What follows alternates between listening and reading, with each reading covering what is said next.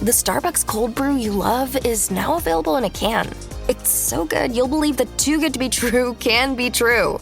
Like finding out that you and your crush have been listening to the same playlist on repeat. With the smooth taste of Starbucks cold brew in a can, sipping is believing. Available in 3 delicious flavors. Shop now wherever you buy groceries. Click or tap the banner to learn more.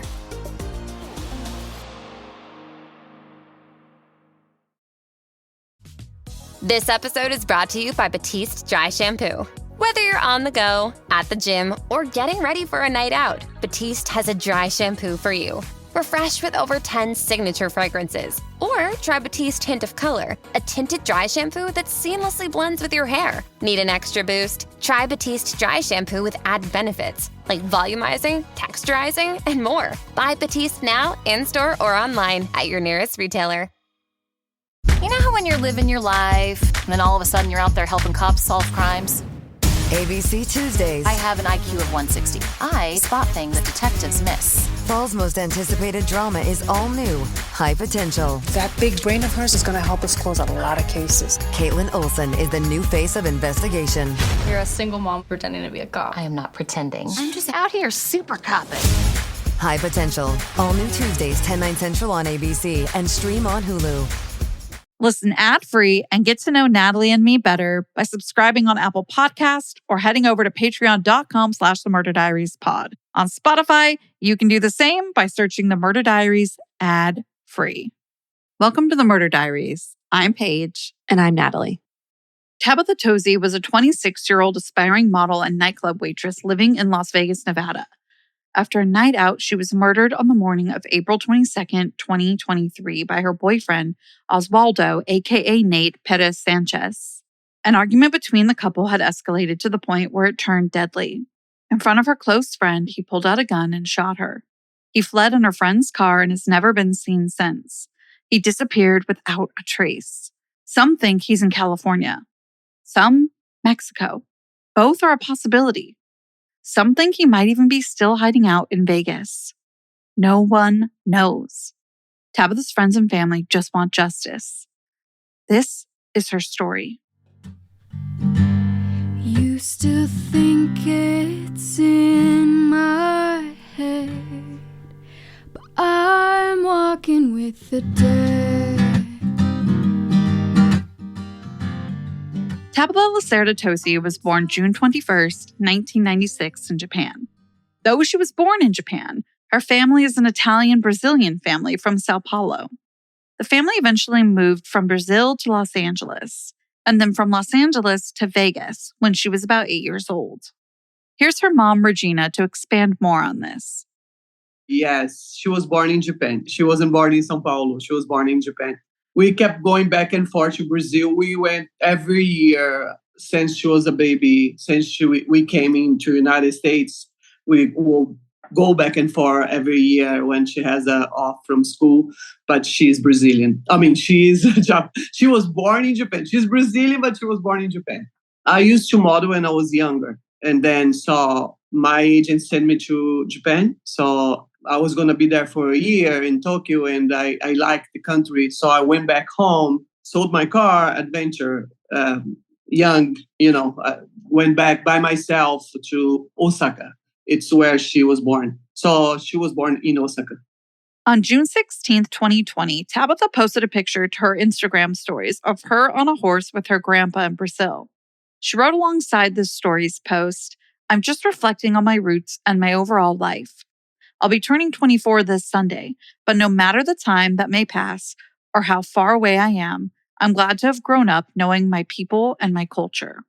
Tabitha really loved Brazil and was proud of her Brazilian roots. Tabitha was an only child raised by her mom, Regina, whose voice you heard not long ago. Her grandmother, who was Regina's mom, also played a large role in Tabitha's life growing up. On June 20th, 2020, Tabitha posted to her Instagram stories and her Parts of Me highlight reel, quote, "Coming to America, living in a small one-bedroom apartment for my mother, grandmother, and me. But we were happy and I'm grateful for it. That in itself was such a big accomplishment.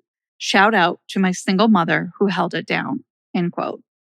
Those that knew Tabitha described her as being kind, loving, peaceful, Inspirational to her friends, supportive and empowering.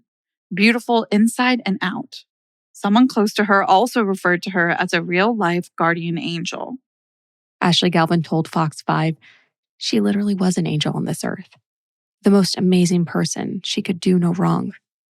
Regina has also said, quote, she was my life. She was not only my daughter, she was my best friend. My daughter always had a great personality since she was a little girl. Tabitha also enjoyed writing poetry, which she often posted on Instagram. Very people person, always talk to everyone, always there for people. She loves music. She loves to dance. She wrote, I don't know if you guys see that she writes poetry. I will be doing her book once I get the phone from the police because they have her phone. So I want to make her book as well. So she grew up, modeling. Since I was modeling, when she was born in Japan, she did a little modeling there when she was just a little girl, 1 year old. And then, of course, we went to live in Brazil. When she was a year and a half, we moved back to Brazil. And once she was in Brazil and she started to go to little school, she continued her modeling thing. She did a lot of small little things in Brazil. And then I decided to move to the United States. So she was 3.5 years old, almost 4. So she was always that kind of person, like a light on people's. I even wrote something here. She was every person that met her, I think, felt her. She was very, very powerful, beautiful inside out. She left her mark on people.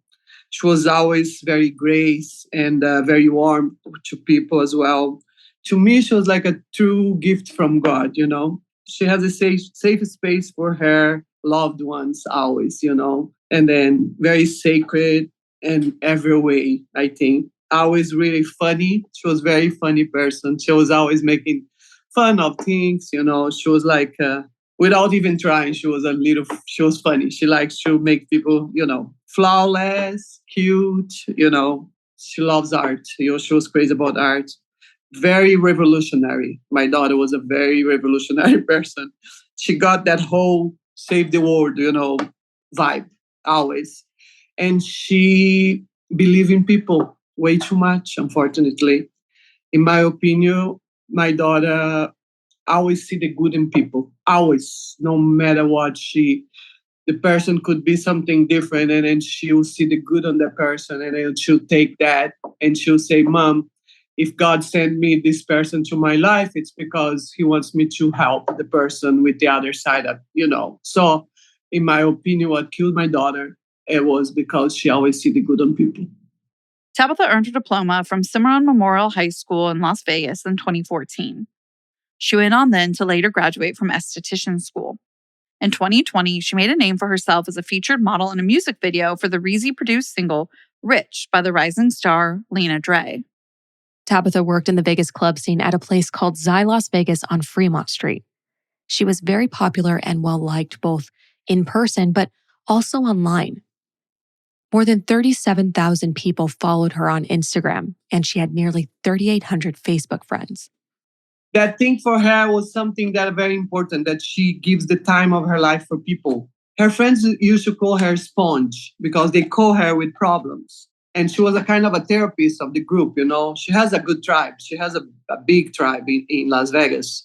Lots of people love Tabby. It's like she was a light on their lives, So people always call her for something. It's so crazy that she didn't fix her problem, but she fixed everybody else's problem. She cared about others and did what she could to help. For example, at one point, she posted on Instagram that she was collecting donations for homeless people.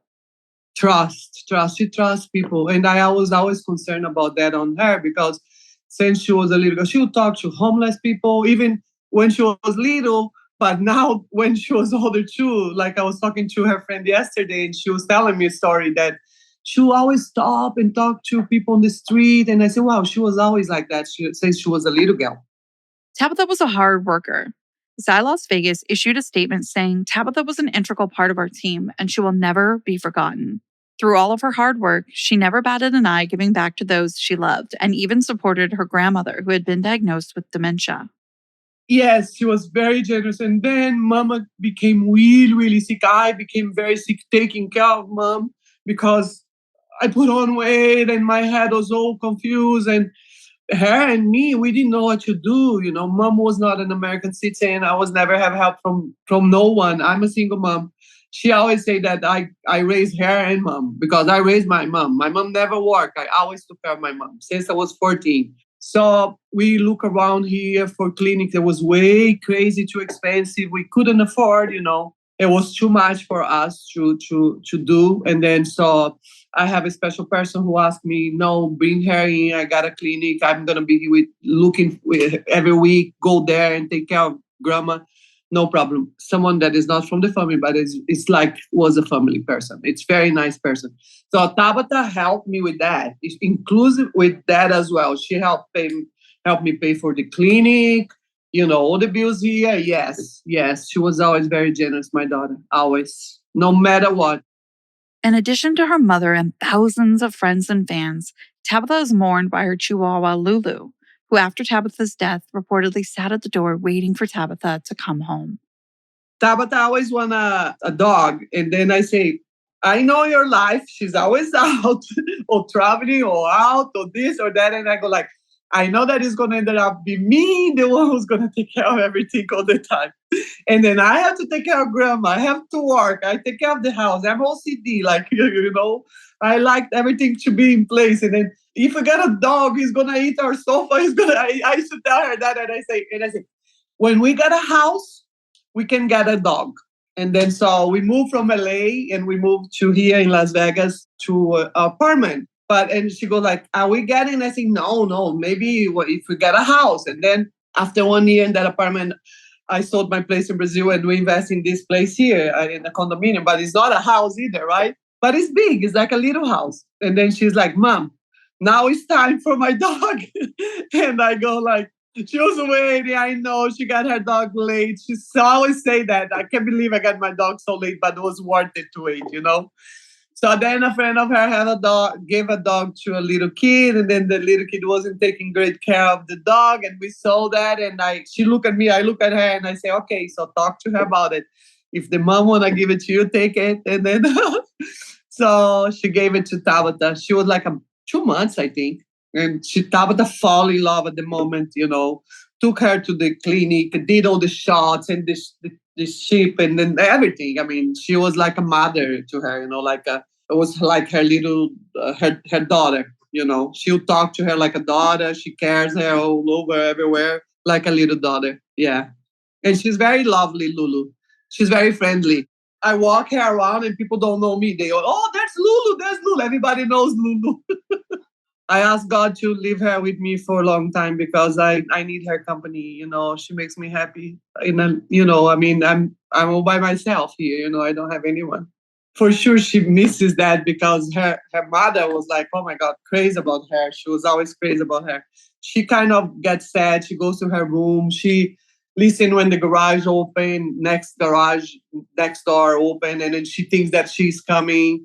But she is really intelligent. She knows how to say mommy, all the 3 languages. But when I say in Portuguese, her little ear goes like this and she looks around like where is she? Where is she?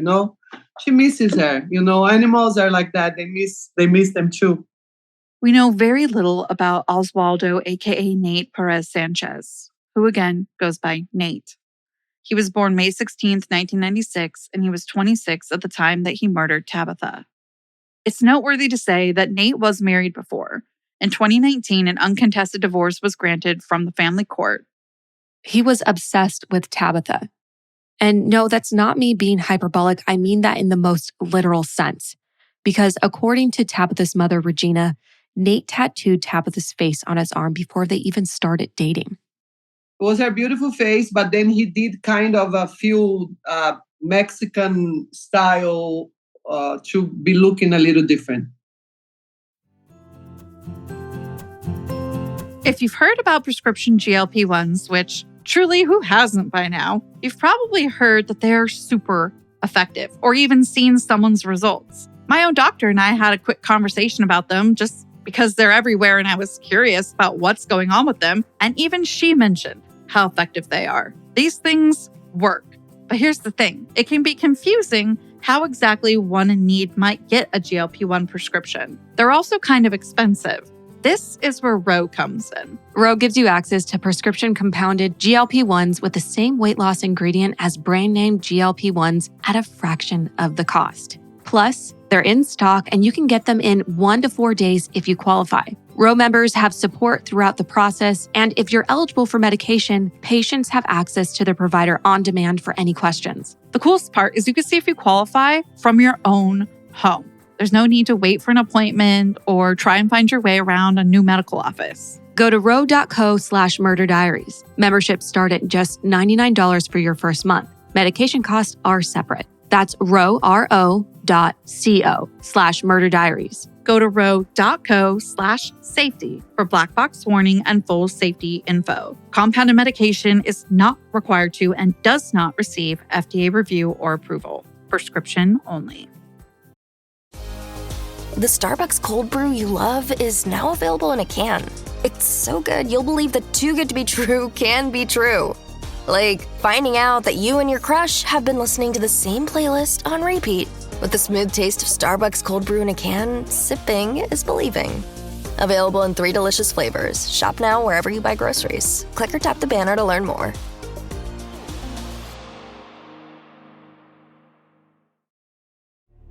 If your child is considering something as big as joining the military, you can bet they're taking the time to do some research. You can too by visiting todaysmilitary.com, because their success tomorrow begins with your support today. Most of Tabitha's social media accounts focused on her modeling career, so there aren't a lot of pictures of Nate and Tabitha together. One friend said it seemed like Nate and Tabitha's relationship was more of an obsession than love. They felt that Nate didn't want to share Tabitha and her beautiful light with the world. Another friend said that there were some warning signs that the relationship was abusive or potentially abusive. She said Tabitha was not able to go out when she wanted to and always had to be on speaker when talking on the phone with friends.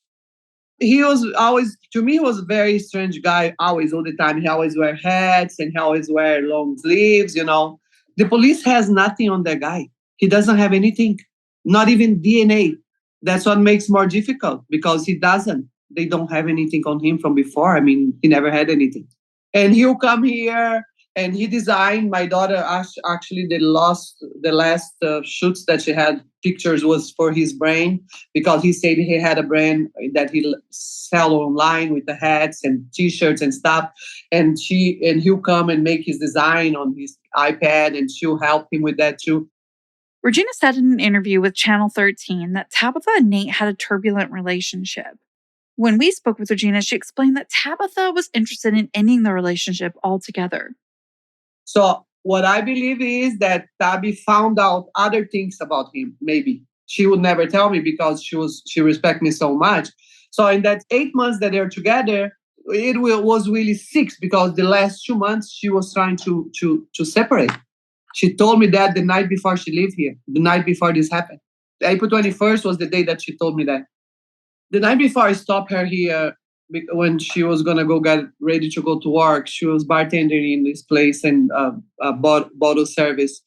And then she goes, I don't feel like going to work today. I said, why don't you stay home? You know, let's watch something together. And we love to watch things together, Criminal Minds and stuff like that. So she said, I would love to, but you know, she was very by the book. She never wants to really do anything wrong. She'll go like, let me call my job first. And then if they don't need me, I'll stay. But if they do need me, I can't stay, Mom. I say, no, I understand that. So she called and they'd say that they need her to go to work. So she go like, Mom, sorry, I had to go. And then so she was kind of leaving and I stop her here in the kitchen. I say, Tabby, can I ask you something? And she goes like, yes, Mom. And she goes like, I say, are you happy, Filia? Filia means daughter. I always call her Filia. People even think that there was a nickname, but it's Filia means daughter. I always call her Filia. And I say, are you happy, Filia? And she say, no. And I say, so if you're not happy, what's going on? What are you even doing with this piece of POS, you know? I mean, he's this little, you're such a big woman, beautiful. You can even wear high heels. Not that I am against or anything, but I didn't like him anyway. I will tell her anything because I didn't like him.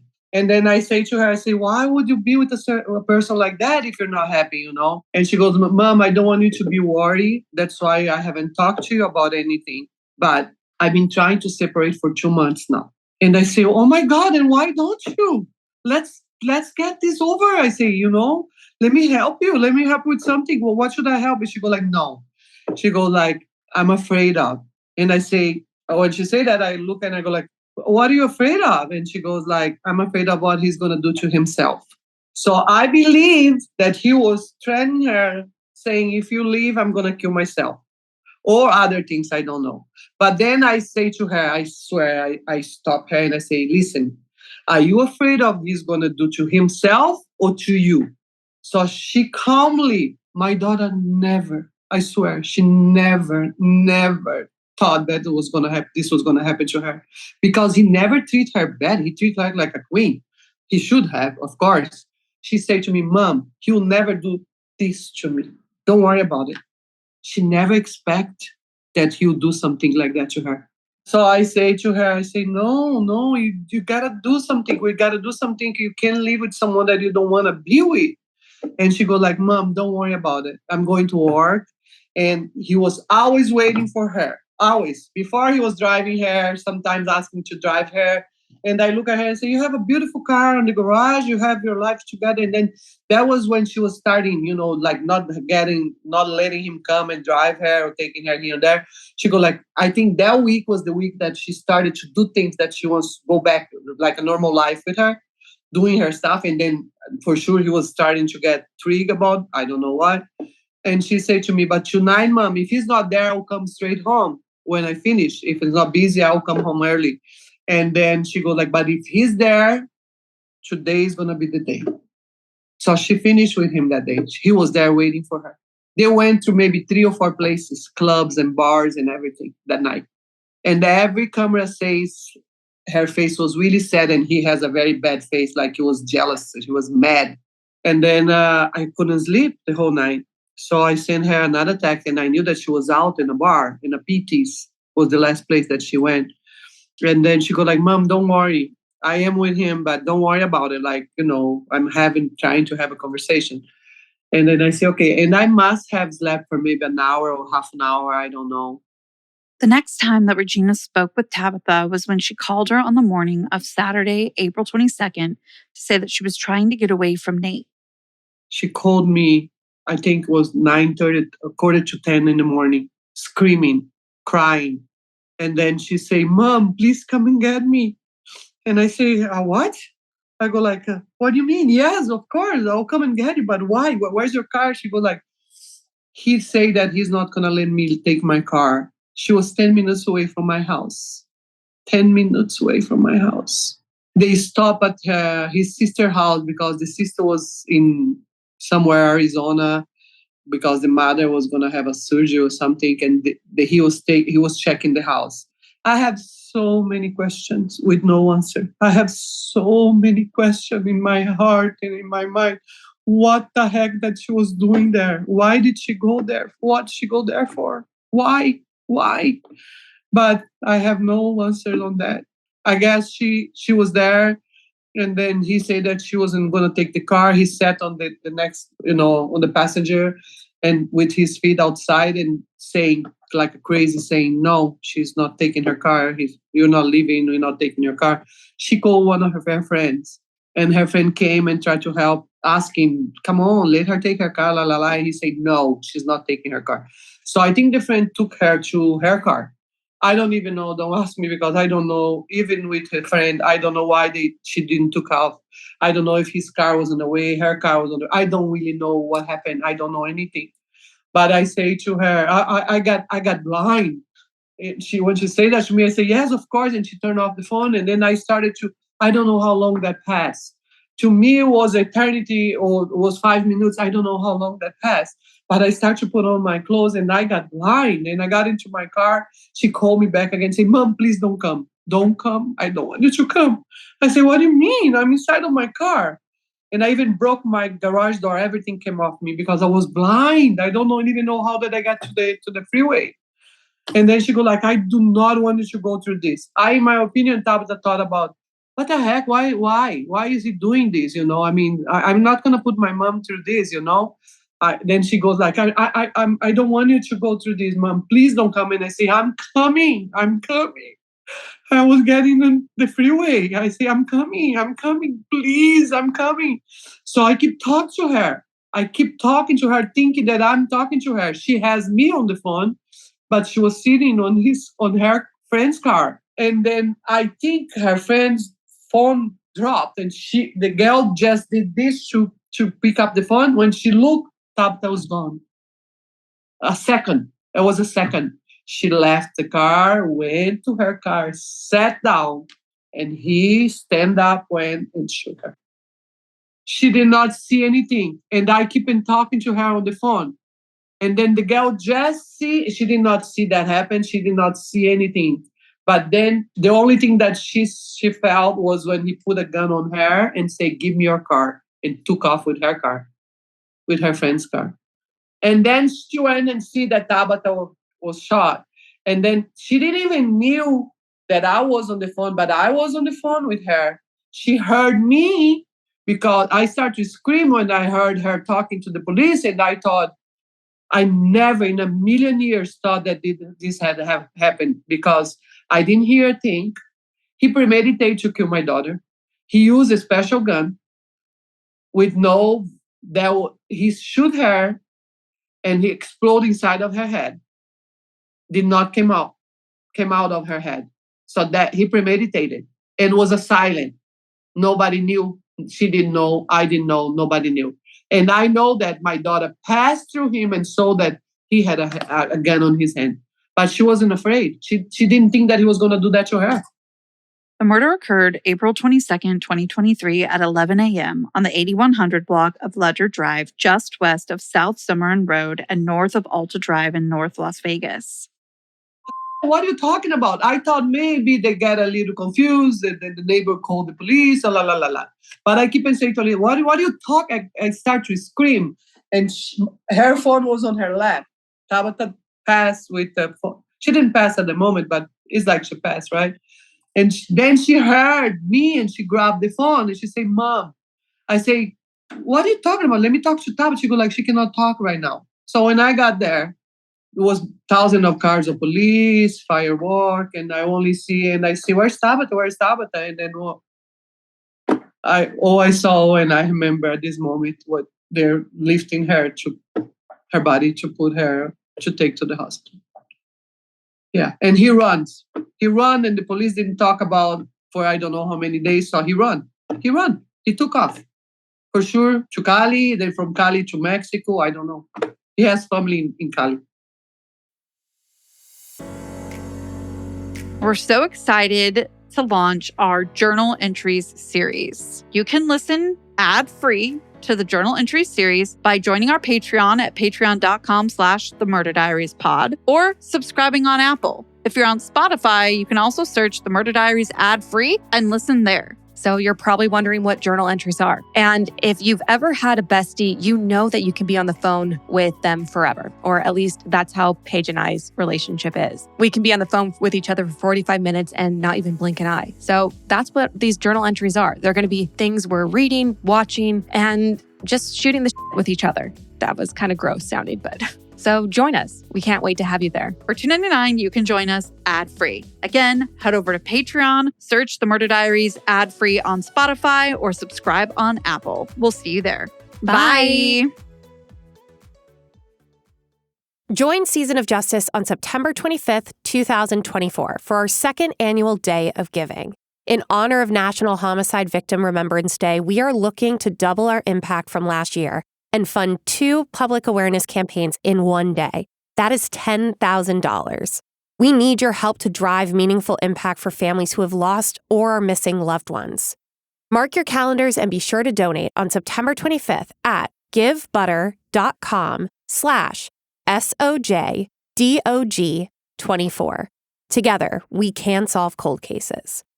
Tabitha's friend who was with her at the time of the murder, who will keep anonymous, said that they were returning from a night out on Saturday morning when a fight between Tabitha and Nate escalated. Tabitha's friend said that she was trying to leave in her vehicle, but Nate wouldn't let her. He took her keys and then pulled out a gun and shot her in the head. Tabitha's friend said that Nate then approached her, waving the gun, and demanded she get out of her car. He left in her car and she rushed to help Tabitha. At first, she couldn't tell where Tabitha had been injured, but she called for help. Tabitha was alive while they waited for 10 minutes for the police to arrive on the scene. And in those 10 minutes where time seemed to stand still, Tabitha's friend would later recall that she was gasping and she was still fighting. Tabitha was rushed to University Medical Center and put on life support. She died on Monday, April 24th, 2023, surrounded by 24 friends and her family at her bedside. The official cause of death was a gunshot wound to the head. Detectives investigating her murder determined that Tabitha had been in an argument with Nate. During the argument, Nate took out that gun and shot her in the head. He then fled the scene before the police arrived. Tabitha's best friend said, quote, "It was a dispute between a couple that just went wrong, extremely wrong. It's a fatal shot, and there's no coming back." As another sign of how much Tabitha cared about others, she was an organ donor, and as a result, she's helped save many lives. Tabitha's cousin says, quote, "She taught me how to be confident with myself and be kind to others. Anytime I felt depressed or alone, she would always be there. And she would always be like, I have your back and I got you, no matter how you are." Unfortunately, I can't talk about it because it's an ongoing investigation. But what I have to say is I'm fighting for justice. I never, in these 15 months that is today, there's not 1 week that I don't talk to the police. I did a big protest for her on November. And that was the time that I thought the next day everyone called me. They called me to come to the station. And I was introduced to Marshall, FBI, and not FBI, but talked to people who was in there with big people and the detective. I felt that I was listening at that time. I felt that, and they show it to me that they're doing everything that they can. They show it to me that they show the investigation, they show me a lot of stuff. And then at that time was $10,000 that the FBI was offering, and I pushed for it. And then we got to the 30,000, and I'm pushing for it still. I really want them to go to 50. I don't know how 40, 50. I don't know how much more, but I'm pushing all the time for that. And then I've been in touch with them all the time. But like I'm telling you, they don't tell me everything, and then they can't because it's ongoing investigation. But the last time that I sent a text, I say that I'm losing faith on the process. I'm losing faith on everything. It's been all these months. And then I believe and I know that because he's not an American citizen, he came here 4 years old. He's from Mexico. Even if they know where he is, they cannot bring him in without warrant. So they're working on the warrant, and I know that. But they don't tell me anything about it. I know that they're working on that. And then I have proof that they're working on that because I'm in touch with them all the time. Nate is still on the run and wanted for Tabitha's murder. He's been charged with murder with the use of a deadly weapon or tear gas, coercion constituting domestic violence with threat or use of physical force, robbery, and the use of a deadly weapon or tear gas, and grand larceny of a motor vehicle. One of Tabitha's friends said, quote, "If you're out there, Nate, don't be a coward. You know exactly who Tabitha was. She let you in so close. You held a lot of our hands, and we trusted you with her. And you took her away from us in the most awful way." U.S. Marshal for the District of Nevada said, quote, "This case is without a doubt one of the most horrific incidents that have occurred to a family." The Marshal believes that Nate's loved ones may have more information on where he is. He says most individuals that are on the run keep in contact with their family. Assistant Special Agent in charge of the FBI's Las Vegas division said, quote, "He's possibly in Vegas. We've had intelligence that he might be in California, even down in Mexico." Nate is described as 5 feet 9 inches tall and 190 pounds. He's Hispanic with black hair and brown eyes and has tattoos on his chest. In the weeks after her murder, in May, Tabitha's friends and family kept her memory alive by honoring her at multiple events. They packed into her funeral, held a candlelight vigil, and gathered in a local park to celebrate her life. Her funeral was open to the public and the media was welcome. It was standing room only. The silence in a packed Palm Northwest Mortuary Chapel on Wednesday afternoon was broken by the sobs and cries of Regina. Tabitha's closed casket was covered in beautiful flowers at the front of the room. Photos and videos of Tabby from various stages of life were shown on screens around the chapel. To help cover funeral costs and other expenses, the family created a GoFundMe page. It was so successful that the fundraiser brought in more than $53,000. A candlelight visual and balloon release in Tabitha's memories was held at Trail Center Drive near the Trails Community Center in Summerlin. About 75 people attended the vigil. A family spokesperson told Channel 13 each balloon will contain a poem of hers inside to share with the world. Many of her friends and family are focused on finding Nate, bringing him to justice, and keeping Tabitha at the forefront of people's minds. On October 22, 23, Tabitha's friends and family held a peaceful protest over the fact that Nate had yet to be caught. They gathered in front of police headquarters to raise awareness of Tabitha's case and demand justice. The crowd chanting, "Justice for Tabitha, justice for Tabitha." The fact that authorities waited 10 days before releasing Nate's photo is understandably frustrating for Tabitha's loved ones, especially when her friend witnessed her murder. They felt very strongly that if he had been named a suspect sooner, maybe he could have been found and captured right away. They were also upset by the fact that it took police 10 minutes to arrive on the scene while Tabitha was bleeding and dying. Her best friend said, quote, "There were no signs to show us he was a bad boyfriend. It's not like Tabitha switched who she was as a person either. He was very good at hiding who he really was." At the event, Regina said that she knew the protest and Nate's arrest and conviction won't bring Tabitha back, but, quote, "I need to do this.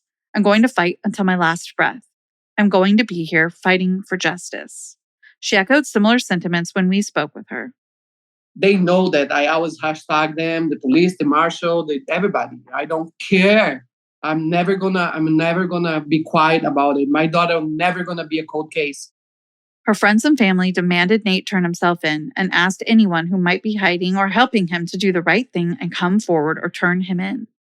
According to the National Coalition Against Domestic Violence, leaving an abuser is the most dangerous time for a victim of domestic violence. And I know for many of us in the true crime community, that's not the first time you're hearing that. Many have expressed how Nate's arrest would take the weight off their shoulders, but particularly Regina's shoulders and the Las Vegas community as a whole. A year after her death, Tabitha's friends and families gathered at Craig Ranch Park in North Las Vegas to honor her life. Everybody started to tell Mom, let's do a celebration of her life, you know.